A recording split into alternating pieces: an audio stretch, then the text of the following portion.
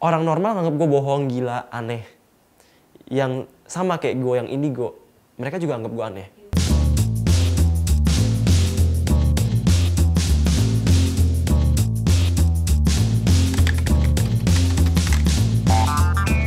Tarot itu hanya penyalur supaya gue capek dan lebih gampang tidur. Menyalurkan energi gitu. Orang kan biasa nganggapnya, wah tarot serem nih, spiritual, main sama setan dan lain-lain. Padahal enggak, sama sekali enggak. Jadi yang gue salurkan ke kartu itu hanyalah energi alam gitu. Semua orang ada yang namanya energi. Ada yang negatif, ada yang positif. Kalau kita rajin ibadah itu energi positif gitu. Dan yang gue salurkan adalah energi gue, gimana cara biar gue bisa lelah dan gangguan itu berkurang. Dulu efektif, sekarang kadang-kadang efektif, kadang-kadang enggak. Ya, udah terlalu terbiasa. Pasti kayak kakak sendiri pernah tahu yang namanya kayak anjing itu sensitif. Dia bisa ngerasain majikannya sedih, senang, bahagia. Dia bisa ngerasain itu karena dia bisa lihat yang namanya energi. Jadi anjing itu kalau orang bilang anjing bisa lihat setan, sebenarnya enggak. Dia bisa ngerasain energi. Itulah kenapa dia jadi hewan yang paling setia. Karena dia bisa ngerasain energi majikannya tanpa komunikasi secara langsung. Anggaplah kartu itu kosong. Tapi kartu itu bisa tersalur oleh energi seseorang. Ketika energi itu positif, secara nggak langsung tuh nggak sengaja terbuka lah yang positif itu. Tapi kalau ditanyai soal akuratannya dan hasilnya, sebenarnya gue pribadi meskipun gue main tarot, tapi gue nggak percaya kartu itu sama sekali. Cuma kalau misalnya kita bisa dapat saran yang positif, ya kenapa enggak? Bukan banyak yang percaya, tapi banyak yang ngambil positifnya. Ada beberapa orang yang mungkin pas gue bacain terus dia percaya, tapi justru malah gue nggak suka. Karena menurut gue, ini pandangan gue ya, hidup itu pilihan. Takdir itu nggak ada. Kalau misalnya takdir kita ada, takdir kita cuma satu.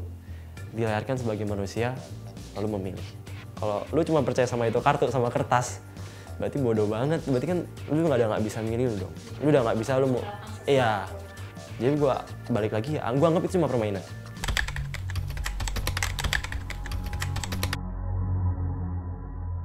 Sederhana. Gue cukup merasa beruntung sih, karena gue terlambat sadarnya. Keterlambatan ini yang membuat gue sedikit lebih terlihat kayak biasa aja gitu. Kalau gue nggak ngomong gue indigo, orang nggak ada yang tahu gitu. Mereka itu tertekan, mereka itu nggak bisa terbiasa. Dan jalan pikirnya udah berbeda ya, karena mereka sadar itu dari kecil. Mereka sadar itu dari kecil, mereka diganggu dari kecil. Dunia mereka dibagi dua sejak mereka bertumbuh. Dan itu yang ngebuat mereka jadi nggak percaya diri. Buat cerita ke orang juga nggak berani. Karena kalau cerita ke orang tua, pasti orang tua itu temen imajinasi. Itu yang ngebuat mereka jadi kayak gitu. Sedangkan gue sadarnya itu terlambat banget. Kelas 2 SMA, 16 tahun. Iya, jadi kepribadian sudah terbentuk, udah terlanjur berisik, udah terlanjur suka sosialisasi dan segala macam, dan tiba-tiba kena. Itu yang membuat gue mungkin sedikit bisa lebih bertahan dibanding mereka.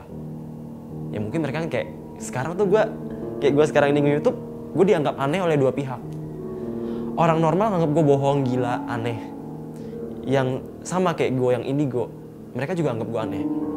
Karena mereka bilang, kok lu berani cerita? Lu gak takut dijauhin? Lu gak takut apa kata mereka? Nah di situ yang buat gue kayak, ya kan gue cuma ngomong jujur. Ya kalau mereka mau anggap gue aneh, silakan. Sudah mencoba, tapi memang kalau nggak bisa itu ya buat apa gitu.